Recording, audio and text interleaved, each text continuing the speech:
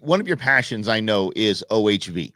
Can you help us out and talk about basically the evolution of off-highway vehicles and where that plays into our role as conservationists? It's funny because I was part of the first committee back in 2003 with Ed Jarkey from the department when he gathered some stakeholders. And basically it was overloaded. It had an OHV dealership at the time, and it had groups, and I was the lone conservation representative on that thing. And they called me the greenest thing in the world. They insisted I was a greenie. And, I submitted at the time, I thought there should be $100 fee for use all year. And they said, how in the hell do you come up with that? And I said, well, if I want to hunt elk, it's $100 tag back then. Yeah. And I get it for 2 weeks. You get 52 weeks out of the year. You can enjoy your tool, your passion, do whatever you want. And yet, why not? And unfortunately, it came only at that time, it was a $15 OHV sticker, but it was a step. Yeah. And then I've watched as when it first started out, it was 3-wheelers, then 4-wheelers. And then gradually the engines got larger. Then I started noticing them going up and down the roads at higher speeds. These were designed to go in places where you were retrieving big game, or if you wanted to tool around and not use your car on the roads. But people started doing trail cutting. They were trail blazing.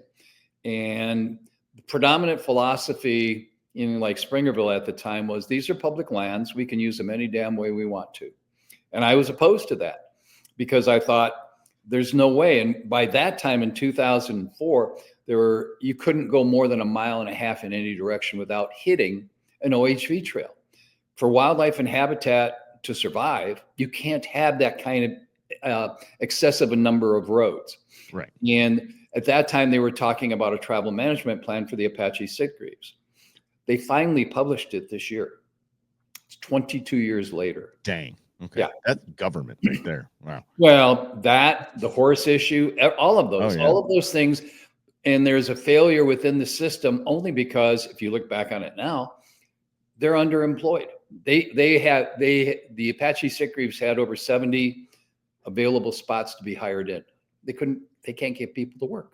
Now you can, and the other forests around the valley, the Prescott National Forest, the Tonto, the Kaibab, there's like 250 openings for employees that they can't fill. Nobody wants the jobs. And what is that from? Is that because there's not paying well, or what is it? Is it just a tough gig? What is it? Well, it's so much so that I think it's a matter of the pay structure is not good.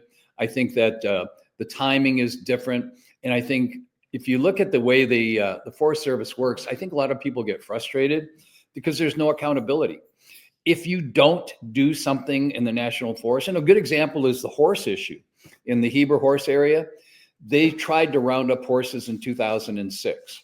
And they said, this is what we're going to do. We're going to round these horses up or we're going to sell them off. And there was a suit that was filed by the wild horse advocates. Well, you fast forward to 2007 and it went to court. The federal judge came up with a mandate. He said, look, you can remove them, but you have to have a management plan in action first, and you have to present it to the court. We have to agree on it, and then everybody has to go forward. 17 years later, they are finally publishing the plan. But nobody was held accountable. And I know 4 forest supervisors who went through there. Here's the other problem. Forest supervisors, they swap positions all the time. And all of the people who were forest supervisors, there's a lot of them retiring. And the biggest problem we've had in the last 75 years has been Smokey the Bear, because it was an anti-burn policy. And what happened over 75 years, we allowed forests to become too thick. Okay. And Smokey. Yeah. I mean, but it was the prevailing philosophy at the time. They wanted to protect what they had. They didn't realize that by not burning and not allowing controlled burns, you were destroying the forest. Now you go up there, and I guarantee you, I don't know a single horse in the world or any other animal that'll eat pine duff. It just doesn't happen.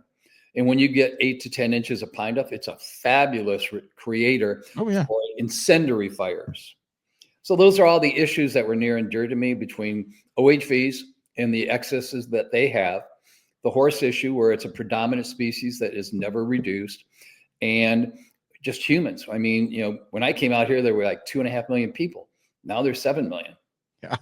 It's a big difference. It is. And And that weighs on conservation. That does not,